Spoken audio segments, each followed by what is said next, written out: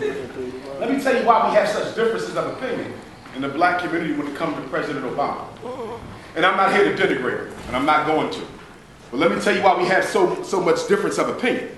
It's because some of us in this audience are individualists, and others in this audience are nationalists. Let me tell you the difference. Some of you can care less what someone else does as long as it doesn't bother you and your children and your family and your life and your career. You're selfish. You're individualist. You don't care about nothing unless it bothers you. The selfish Negro syndrome. And then there's others of us like me. We are nationalists. Our opinions are based on what is in the best interest of most black people. I want to be clear about this. You're either an individualist or you are a nationalist. And everyone in here has to make that decision for yourself. Am I going to be for my people or am I just going to be about myself? And one of the reasons that black folk are still in the condition that we are in now is because most of us operate on an individualist mindset. Now let's compare that individualist mindset of the Negro to the Jewish community. They operate as a collective unit. Do they disagree? Hell yeah. You got different types of European Jews. I know because I work with them. And they don't always get along. And they don't always see eye to eye. And they don't even interpret their religion in the same way. But guess what? When it comes to Jewish imperialism, and Jewish control, and Jewish domination, they put petty differences to the side and they look out for the nationalistic agenda of what's in the best interest of all of them. The same thing with Europeans. Jews and Irish don't always get along. Anglo-Saxons think they're better than everybody else.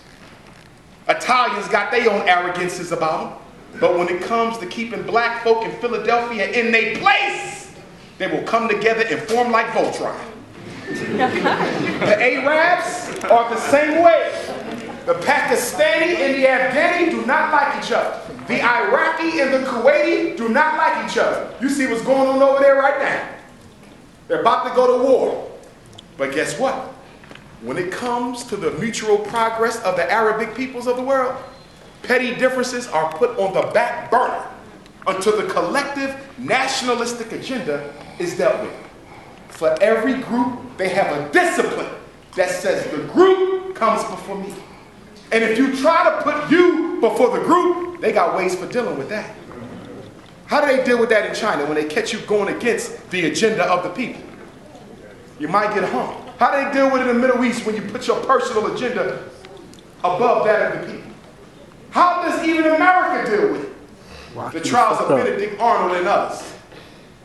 Only amongst black folk can you put your personal, selfish agenda above the best interest of the whole group and get away with it. And you can sell the people out, claim you found God again, and do it all over. Only with black folks. See, I'm saying this because there's definitive reasons for why we are where we are. And I'm going to give you the biggest reason why we are where we are. You cannot keep sending your children to the same people who enslaved your ancestors, thinking that they are going to somehow solve the problem that they caused. Your oppressor will never teach you how to free yourself from his oppression. His job is to keep you under it. Here we are 150 years since the end of slavery. They passed the 13th Amendment in December of 1865. So in December of 2015, we'll be celebrating 150 years since the end of the whip and the chain. 150 years. What do we have to show for it, black people? 150 years later, where's your airplanes? Where's your submarines? Where's your supermarket? Where's your distribution networks? Where's your publicly traded companies on Wall Street? Where's your factories? Where's your jobs for your children? Where's your independent schools? Even when we look at the condition of most of our historically black colleges that we love so much, almost none of them receive sustained financing from any of America's millionaire black folks. How do you explain it? But we can go to Harvard and Yale, We can go to Harvard and Yale, and the white folks who graduated from Harvard and Yale give them so much money, alumni donations by the tens of millions, so much so that the IRS had to force Harvard and Yale to liquidate their assets because they were richer than the government itself because of alumni contributions. Sean Puffy Combs went to Howard. What has he done for Howard lately? Oprah went to Tennessee State. What has she done for it lately? And not just those who went to HBCUs. LeBron never went to college. He went straight to the league from high school, but you live in Ohio. You got Central State in Ohio. You got Wilberforce in Ohio. Black colleges struggling hundreds of feet away from where you play ball every night. And you ain't got no check for them. But you don't mind running up and down the basketball court, making millions of dollars for white folk who can't even stand your ass. Shut.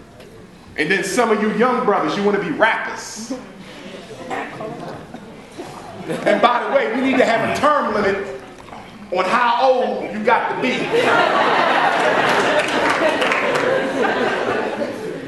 Because the next time I run into a 40-year-old rookie rapper, I'm going to lock his ass up. Okay? You can't be trying to work on your first album at 40. That's not working. You're going to fall headline receipt, it ain't going to work. Okay? You got to put some limits on this. Now here's my thing with my rapper and my athlete brothers. And I know some of y'all play ball head, Cheney, and anything like that. I need you to be clear about something. Most college and high school athletes will not go professional. Let me say it again. Let me make it more direct. Only 1% of high school athletes will ever make it into the NFL or the NBA. And only 1% of all the rappers in the hood will ever get signed to a major label and be able to live comfortably off of that deal. What am I saying? Stop trying to be a rapper? No. Stop trying to be a football player? No. Stop trying to be a basketball player? No. I'm saying, where is your plan B if your plan A fails? That's all I'm saying. And parents, I'm going to put it on y'all.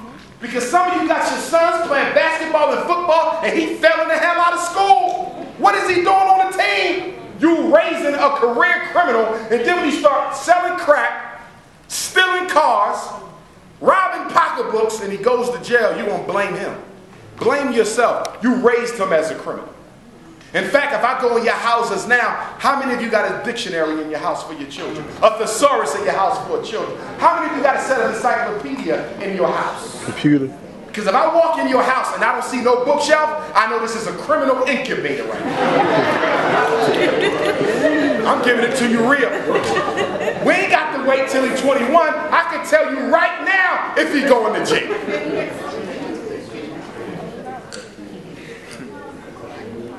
I've spoken in every prison in Philadelphia, every single one. Every prison in Philly I've been in, I've spoken with the inmates. And you know what never ceases to amaze me? I don't care what prison I go to. CF, House of Corrections, PIC, the one up there on 17th and Lehigh. You know, they even got jails in the hood. You don't even know they jails. I thought that was a new apartment complex. That's a damn jail. They bring them into the back. I'm serious. Yeah.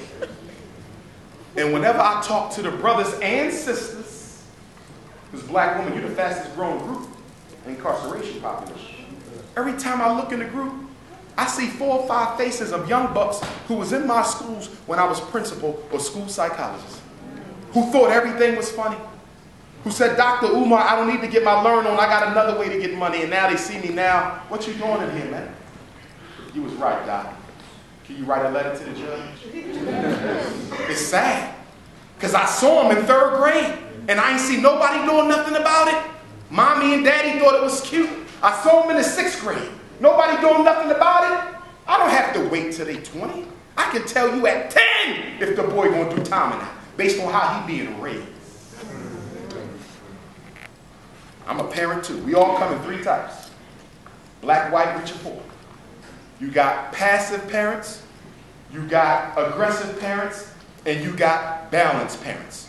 A passive parent is a parent who loves their child and don't give them no damn discipline.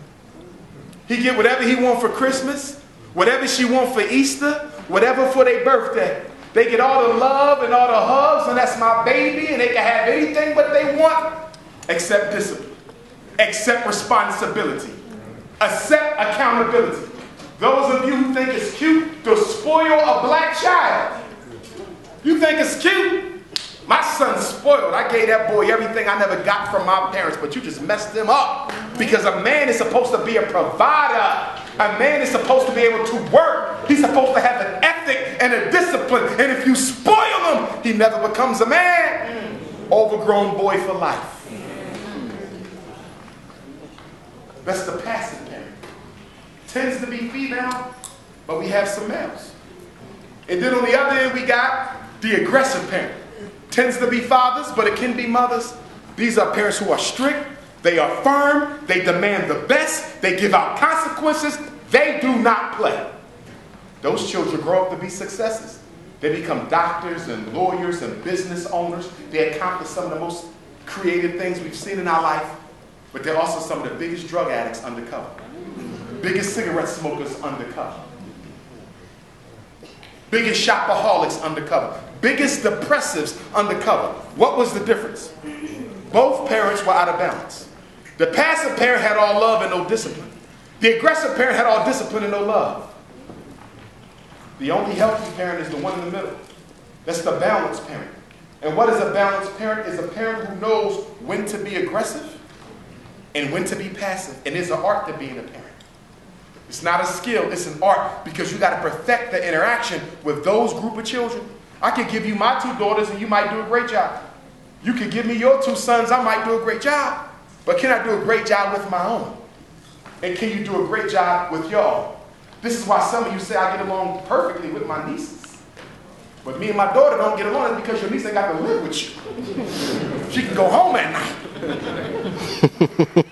But we got to look at how we're raising our children, because a lot of us are breeding inmates. Your child don't do homework at night? I can't blame the white man for that. Don't get me wrong. The public education system is designed to fail. 20 years from now, we won't even need to have a conversation about the public education system, because there won't be one. Mark my words. I ain't made a prediction yet and been wrong. I should have been a gambler, but I'm not. There will be no public ed in 20 years. They started charter schools back in 1990 to kill the public schools. The charter schools are going to totally eliminate public schooling. Once they eliminate public schooling, the charter schools are going to become semi-private, because they're going to start charging a tuition. And if your child cannot afford to go to school, they will not go. Why? Because the United States Constitution does not guarantee your child a right to learn. The word education is not even mentioned in the United States Constitution. It is not in the preamble either.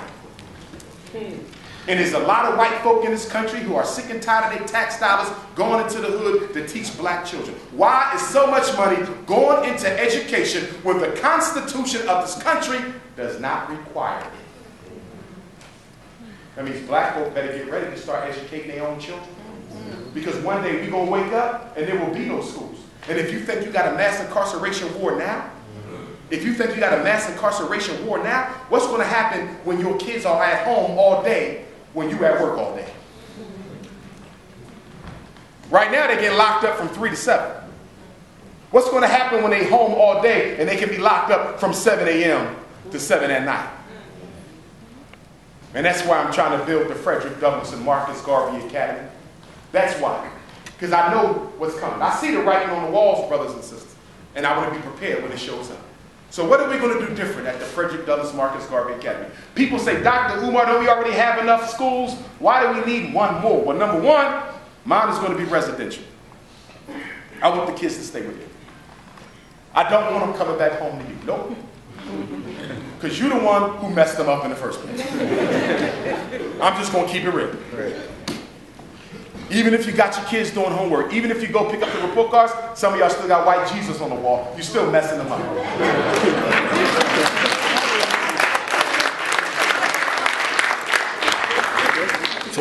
I didn't say the Bible. I didn't say your religion. I would never attack your religion. I'm talking about the images you use.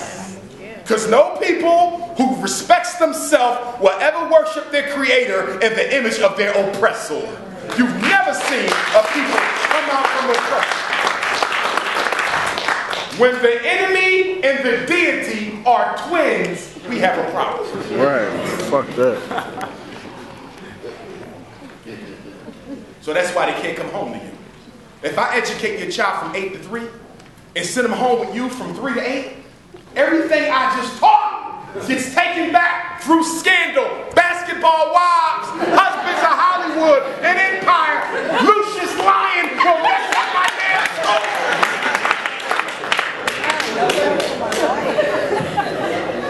Let's be honest. Half y'all ain't got no control over your children. Can we be honest? I'll never forget, I was a school psychologist at West Philadelphia High School. And this boy was disrespecting his mother. The mother called the father. I'm sitting in there with the white folks. The father showed up. He cursed his father out in front of white folks. And I'm sitting there like I could only imagine. Come on in, ladies. If I could try something like that with my father. My father was a drill instructor for the United States Marine Corps. He is the first guy you see when you get off the bus as a new recruit. He got on that big hat. And he's screaming at you, and yeah, that was my dad. That's probably why I'm a psychologist.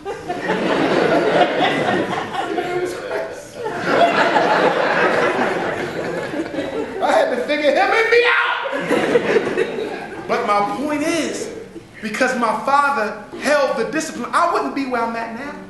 6 degrees from 3 white colleges who couldn't stand my guts. I wouldn't be where I'm at if it wasn't for the discipline my daddy gave me. I'm saying that because we've got to look at the importance of that male figure, that masculine energy in the home. And I'm bringing this up, black women, because some of you, not most of you, but just 1 or 2 of you, are being recruited by this white, female-dominated feminist movement. Some of y'all feminists. I'm a black feminist.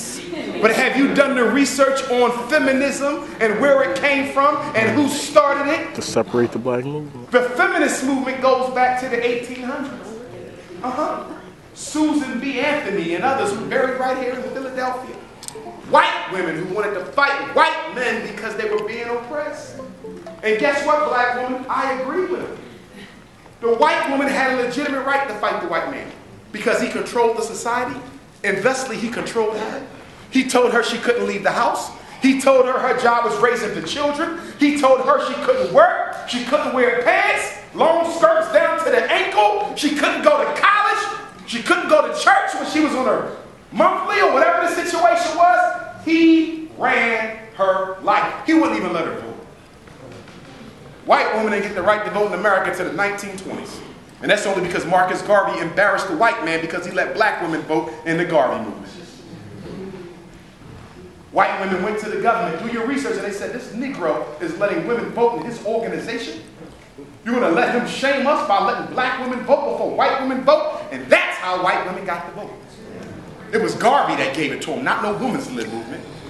But my point is, I understood why she fought her man, because her man controlled her.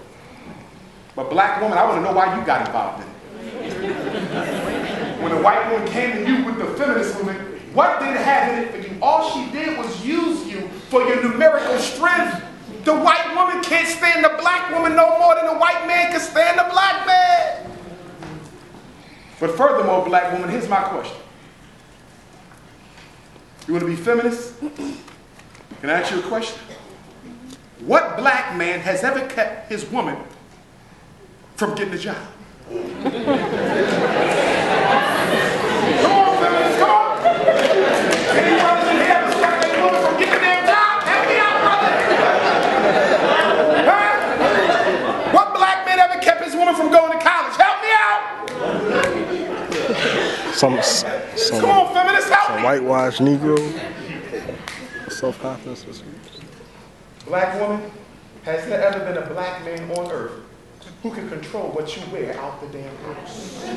You couldn't make you wear a long skirt, short skirt, nothing! So how you going to talk about you feminists, you fighting black male oppression? What does the black man own that we can oppress y'all with? Help me out, sisters! Come on, feminists!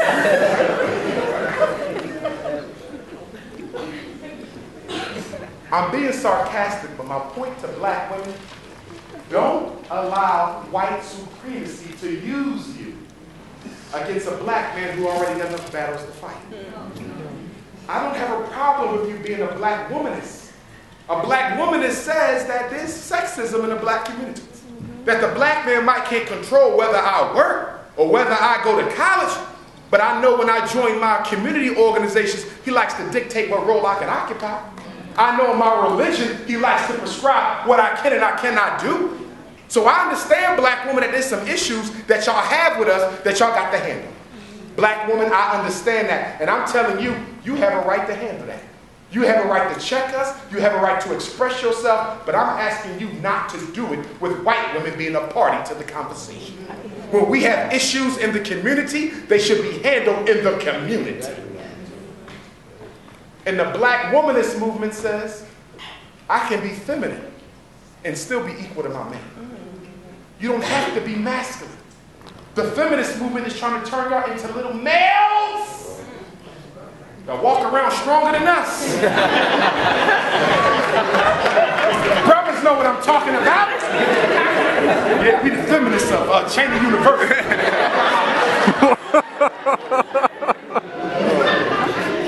Black woman, That's how they be. listen to me, black woman.